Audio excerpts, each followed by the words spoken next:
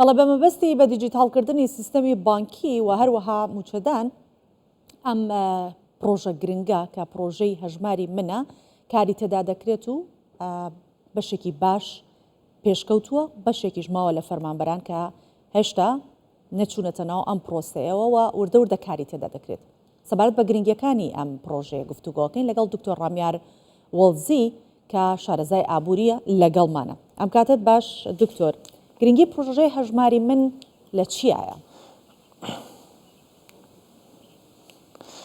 زۆر سپاس ئەو کاتەوە بنێران باش ببوورە من دەنگم دەداتەوە. سپاس ئەگەر هاوکارانمان یەک لە هێڵە گشتەکانی کار یەک لە هێڵە گشتەکانی کارنامەی حکوومەتی هەرێمی کوردستان برتی بوو لە ڕێخستنەوەی کەرتی بانقی و وەکردنەوەی هەژماری کەسی و هەژمار بۆ فەرمانبەرانی حکوومەتی هەرێمی کوردستان لە پێناو بە دیجیتالکردنی پارەدان و هەروەها جێبەجێکردنی ڕاستپاردەکانی بانقی دووەلی و خەزانەی ئەمریکای بۆ کەمکردنەوەی پارەی کاش لە بازار و سوودمەندبوونی هاوڵاتیان لەو خزمەتگوزارە بانکیانەی کە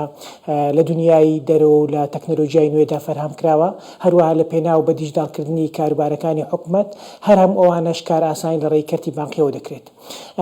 هەژماری من یەک بوو لەو دەست پێشخەریانەی حکوومەتی هەرێمی کوردستان لە پێناو جێبەجێکردنی ئەو هێڵە گشتەی کارنامەی حکوومەتی هەرێمی کوردستان بوو بۆ ئەوەی کە پرۆسەی پێدانی موچەی فەرمانبەران ئاسانتر بکرێ، هەروەها فەرمانبەرانی هەرێمی کوردستان لەو خزمەتگوزاریە کەرتە بانقیە نێودووەلیانە سوودمەند بێت، هەروەها بۆ ئەوەی کە کار ئاسانی بۆ فەرمانبەرانی هەرێمی کوردستان بکات لە کاتی خۆیدا موچە وەربگرن، هەروەها دەستیان بگا بە هەموو ئەو خزمەتگوزاریانەی کە لە ڕێی ئەو بانقی کە هەژماری منی تێدا دەکرێتەوە بەدەستیان بگات. باشە، کەواتە پرۆژەی هەژماری من بە گوێرەی ستانداردە بانکیە جیهانیەکانە؟ بەڵێ بە دڵنیاییەوە خۆتان دەزانن کەرتی بانقی لە عێراق و هەرێمی کوردستانەوە لە ڕێی دوو کۆمپانیا دەکرێت کە ئەوانیشان ڤیزە کارت و ماستەر کارتن کە هەردووچیان کۆمپانیا عالەمین. ئەو حسابە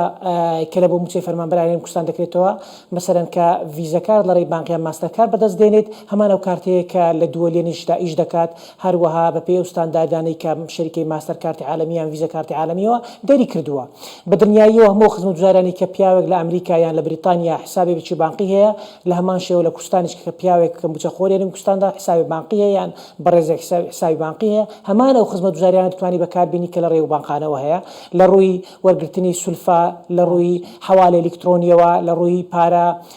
خەزنکردن، لە ڕووی ئەوەی کە لە ڕێی POS-ەوە بتوانی شت بکڕیت چ لە ناوەخۆی هەرێمی کوردستان چ لە دەرەوەی هەرێمی کوردستان، چ لە ناوەخۆی هەرێمی کوردستان بتوانی ATM پارە ئامێرەکانی پاڕەکشان بەکاربێنی یان ITM، هەروەها چ لە دەرەوە کە لە ATM-ەکانی دەرەوەی هەرێمی کوردستان بتوانی پارە ڕابکێشی. والناوخۆی عراقیشدا هەر ئایتیێمەکە بتوێ پارە ڕابکێشی بەپێی ئەو خزمەتگوزاریە بانقی کە ئایتیێمەکەی داناوە دەتوانی پارەی خۆت بتوانی. ئەمە سوودی بۆ هاوڵاتیان. ئەی با بزانین پرۆژەی هەژماری من لە ڕووی ئابووریەوە تا چەند سوودی دەبێ بۆ کەرتی ئابووری؟ بەڵێ بە دڵنیاییەوە خۆتان دەزانن ئێستا لە دنیای دەرەوەدا دوو هێڵی گشتی گەورە هەیە لە ڕێی جێبەجێکردنی کەرتی بانقیەوە یان ئەو پارە کاشێک کە لە بازار دەنەوێنێت. یەکەمیانەوەیە کات و دەستت بگا بە هەموو خزمەتگوزاران ئەلکترۆنیانە چکە خۆتان دەزانن ئێستا هەموو ئەو کارانەی کە دەکرێت لە ڕووی حساباتی مالیەوە چ ناوەخۆ چ لە دەرەوە لە ڕێی کەرتی بانقیەوە دەکرێت. دووەمیشیان بریتیە لە ئەمانەتی ئەو پارە کاشێکە لە بەردەستدایە، هەروەها کار ئاسانی لەسەر حکوومەتیش لەوەی کە پاراستنی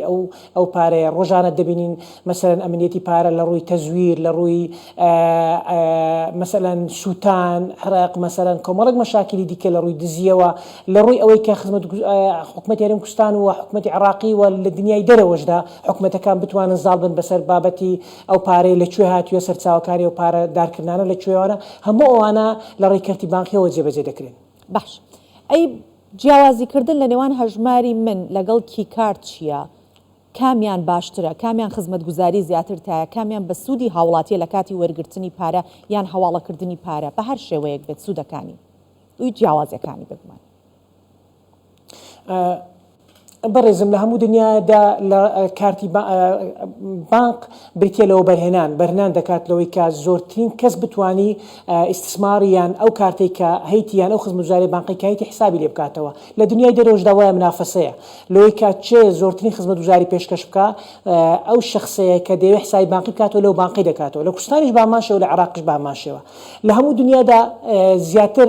کە کەرتی بانقی کە تایبەتە یان ئەهلیە بێ منافەسەی بانقی حکومی بکە ئەوەیە کە خزمەتگوزاری زیاترە ئەوەی کە لە هەرێمی کوردستاندا هەیە خزمەتگوزاریەکانیان زیاترن چونکە ئەو بانقانەی کە بەشداربوونە پێشکەوتوترن لە ڕووی تەکنەلۆژیای نوێوە و کرانەوەیان بە ڕووی دنیادا زیاترە بۆ نمونە مەسەلەن ئەو بانقانێک کە لە هەژماری ئەو بانقانێک کە لە هەژماری مندا بەشدارن هیچ بابەت لە ناوخۆدا کێشە دروست ناکات لەبەرەوەی کە لە عێراق چەند قانونێکمان هەیە کە ڕێخستنی کەرتی بانقی دەکات لەوانە ڕقم بانقی قانونی ڕقم 56 ساڵی 2000 بانقی مرکزی لەوانە قانونی ڕقم 94 ساڵی 2004 بانکەکان قانون مصارف العراقية ومثلا قانون ياساي مصارف إسلامي هم أنا تنظيم أموري مالي دكان العراق هر بانكش كلا كردستان ده ببي مادي نوي ياساي بانكي ياساي مصارف رقم 94 هيز بانكي يعني هيز فروع العراق ده كارناكات أجر موافقي بانكي مركزي نبت لو لروي أمانتي بكارهنا واتس أو بانكاني كلا كردستان هيتس أو بانكاني كلا العراق دهن أو أنا هم يلا جر هيمنة وتصلاتي بانكي مركزي دان زقلوي كزور لو بانكاني كلا بروجي كي كارت يعني أواني كلا توطين الرواتب العراقي ده بجدارن زور بيان عقوباتي خزانة أمريكا بانکی مرکزیان لەسرە بەهۆی ئەوەی کە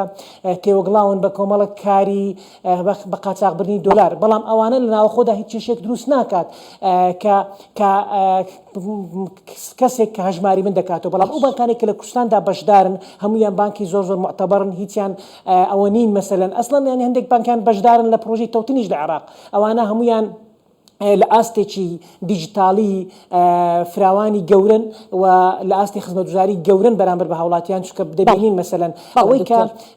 کەرتی بانکی بەرەو پێشدەوا بریتیە لە یەکەم خزمەتگوزاریەکان دووەم ئەمانەتی ئەو پارەی کە تو لەوێت هەتا پێم وانێ ئەو بانکانە لە کوردستان هیچ کات کێشەیان دروست کرد بێت لە ئەو بابەتە لە بەرامبەر ئەو خزمەتگوزاریە کە پێشکەش بە